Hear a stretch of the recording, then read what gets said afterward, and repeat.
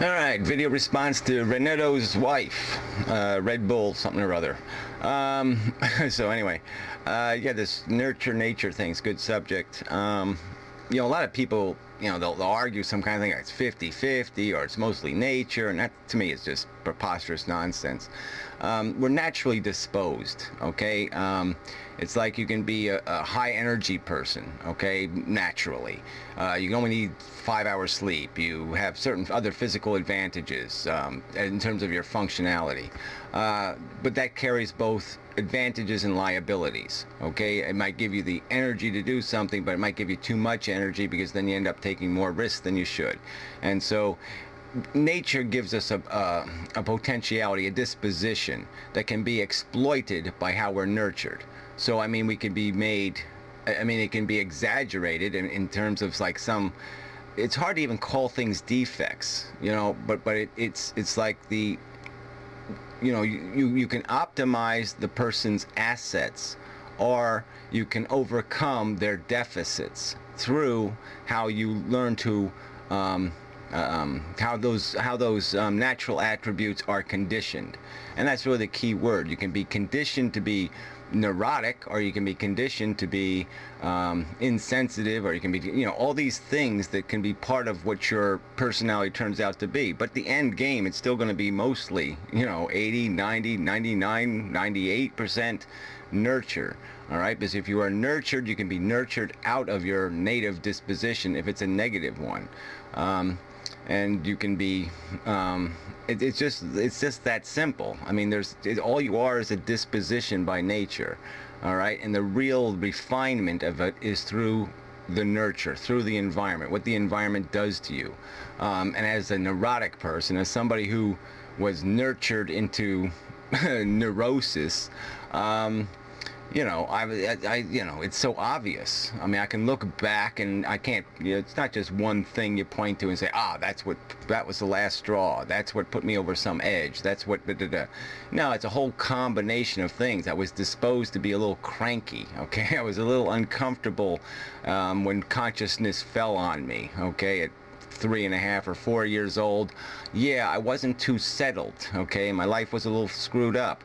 And so, through that process, I never was able to, become comfortable. So I was always skeptical, and I was always analytical, and I was always judgmental, and I was always a perfectionist, and I was all these things that might not have happened if consciousness would have happened 6 months later. If I would have started to engage in my environment just a little bit later or a little bit earlier, who knows all the big difference it would have made. So you can always go through the life and you can pick out those little things that were a straw. There's all kinds of different straws thrown in the basket, how the camel ends up tipping and all of that stuff. And so maximizing is always going to be a tricky equation. I mean, you could take a kid. I could have a kid tomorrow, and he might be the greatest piano player ever to live if I buy him a piano. Okay, or I could, let him cut the grass at 11 years old and he cut his fucking arm off. And so then I nurtured him right into disaster. But then he might be the greatest, one-armed baseball player. There's so many things you can do. You can, through nurture, you can inhibit some great potential. You can destroy it by eliminating those things you talked about, like confidence and all that stuff. Or you can enhance it. But then there's another part of this whole equation. I mean, you talk basically in terms of a happy life and all that stuff. I'm always focused on the end game, what's going to be written on your tombstone when you're done, okay? To me, the game isn't so much your personal happiness, but what you accomplished while you were here. How much comfort and how much did you fix that's wrong while you were here? Or were you just a taker? I mean, did you just consume a lot and have a good time, and that's what's going to be written, is that, yeah, you were a big, you're just a drain on the system. You ate people, essentially. So that's the game. The end game is going to be basically what satisfaction, what happiness, what deprivations did you satisfy versus what deprivations did you create? And so there's all kinds of arguments to be made there. That's where it gets really complicated. How much did you waste? And I mean, everything is waste. Everything has value in our lives. We can't deny it. Okay, every time we spend $1, we're spending a community dollar. Okay, it's not just our property. No, it's something that every coal miner died for, and you know, people burned up in chemical fires, or this or that. You know, all these examples we can get. That's what the value of that money is made out of. And so how we interact in this whole society is the end game. And so if you can nurture somebody to be able to understand that they're a human being and they have responsibility to all these other human beings, well, maybe you'll create a very productive human being. But if you create somebody who's, well, he's got a great disposition, okay, he doesn't bother him when people get run over in the street or some catastrophe happens. He has the fortitude to move on and just step over the bodies and to get what he wants, okay? And, you know, maybe somebody would applaud that. You know, there's some people who are billionaires. They really, you know, it does happen, and people applaud that and say, oh, great. By my ethics, it would be impossible to be a billionaire, okay? Because I would just start figuring out what I owe somebody else, or that I charge my customers too much. I mean, you know, to me, the calculation would be easy. I mean, it's like, no way, I didn't do anything to deserve $1 billion. I mean, I could cure cancer tomorrow. I wouldn't expect $1 billion for it. All right, I'd like a pat on the back and enough money to live on. Sure, that'd be great, but I wouldn't expect, okay, the excess, the lottery win. All right, and so anyway, but I'm getting a little political, a little, you know, so I'll get out of that.